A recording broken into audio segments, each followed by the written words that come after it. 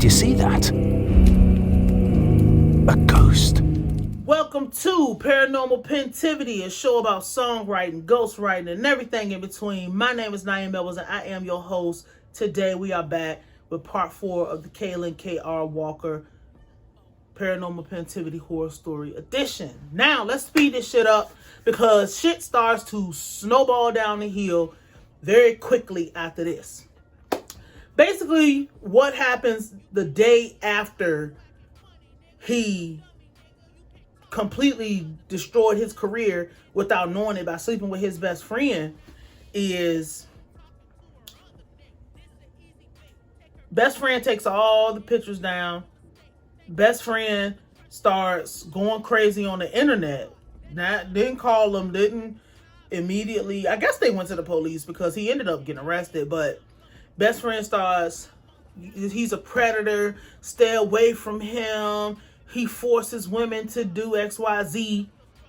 Now KR is like calling them. The dude won't pick up. Straight to voicemail, straight block. Obviously, the girlfriend went and said, KR raped me. KR forced me to do shit I didn't want to do when you was gone, which is not true. But that's what happened because we got to understand a lot of times, especially in this entertainment business, motherfuckers is looking at you like a lick. Motherfuckers is looking at you like prey. Motherfuckers is looking at you as their come up. And not even just that, when shit doesn't go their way and they don't get their way, or she probably was having a guilty conscience. And if we're going completely left and conspiratorial, this was a setup from the beginning to get him the fuck out of here. The girl was sent to the best friend to get close to KR. The booking was fake to get him the fuck out of here because he wasn't interested in conforming to industry standards.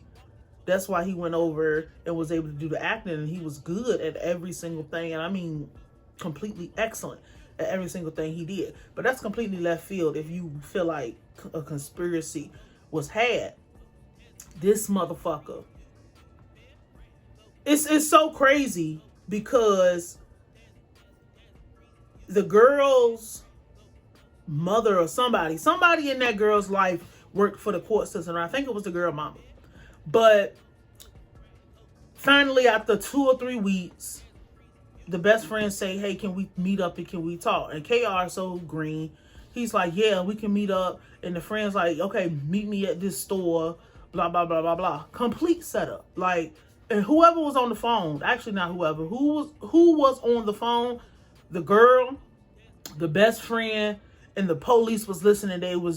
The whole phone call was bullshit to track his location so they can find out where he was at and find out, everything about him, see him, see if he would actually show up. He actually did. The best friend never showed up. He said he waited out there for a couple hours and the dude never showed up, so he left. A couple days after that, he went to the store. And I'm saying KR went to the store to get some bull, whatever. Like, he went to the store to get some bullshit, some candy, some Skittles or some shit. His apartment was surrounded by police cars.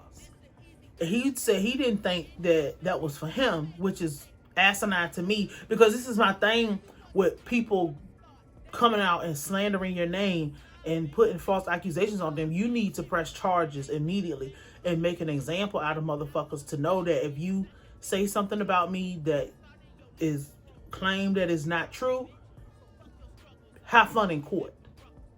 I don't give a fuck how that one look. Like, if you come out and you say something that's not true, you need to go to court. Point blank, period. Cause it's like, it's so like, when we talking about serious accusations, I don't give a fuck about nothing petty or whatever. We talking about life-changing, life-altering accusations.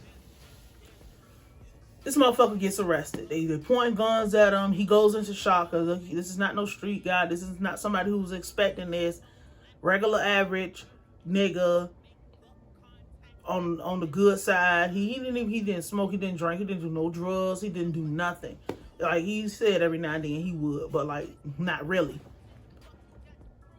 He goes into shop and they're like, get on the ground, I'm gonna kill you.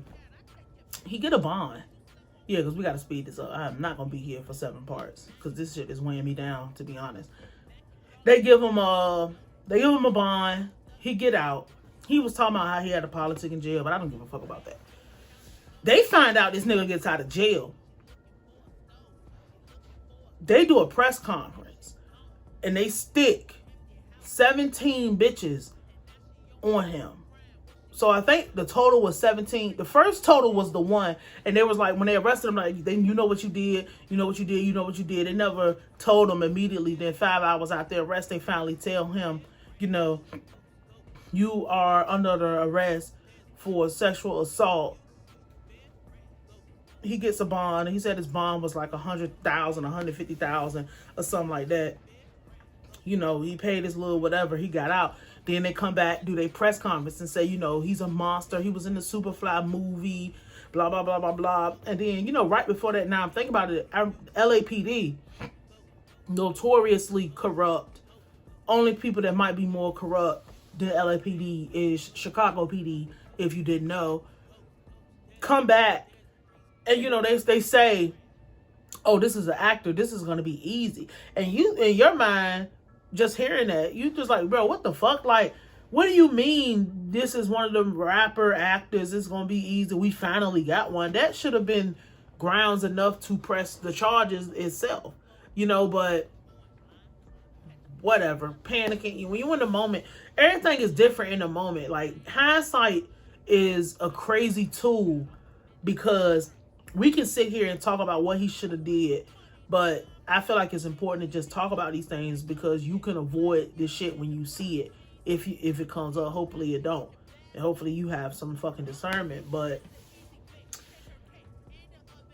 arrested, got his bond. They do a press conference. If anybody has felt victimized by this monster, he's an actor. He just came, you know, out in that movie. That character was terrifying. He's a monster.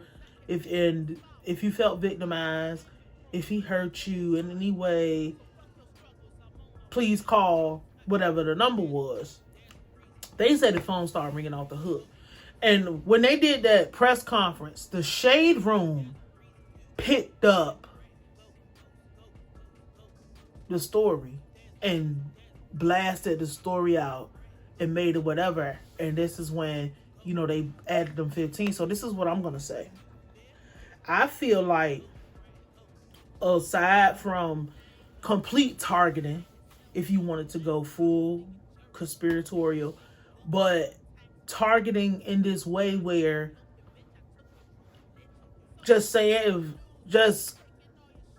remember I told you he was on Instagram DMing and whatever to these bitches. I think they actually went from bitch to bitch to bitch and put a bunch of fake bodies on them, and it came out that they was putting fake rapes and fake shit on him because this is the wildest. This shit is so wild for somebody, because my thing is, you can never really say, because he has a conviction now.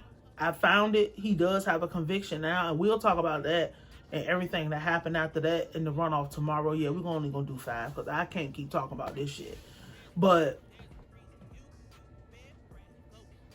I feel like they came out and went to every bitch that he has ever fucked or talked to or whatever, and was like, we need you to do this, or, you know, because this is not something that's fake, or they had fake victims, like, point blank period. Because how do you go from, it's so wild because they went so long without no arrest and so long without nobody talking about it, and they were saying shit all the way back to 2013 and shit like that. So it's just like, if you knew this was a serial rapist and you knew who this person was and you knew where this person was at, because let's be clear, the feds are Jesus Christ.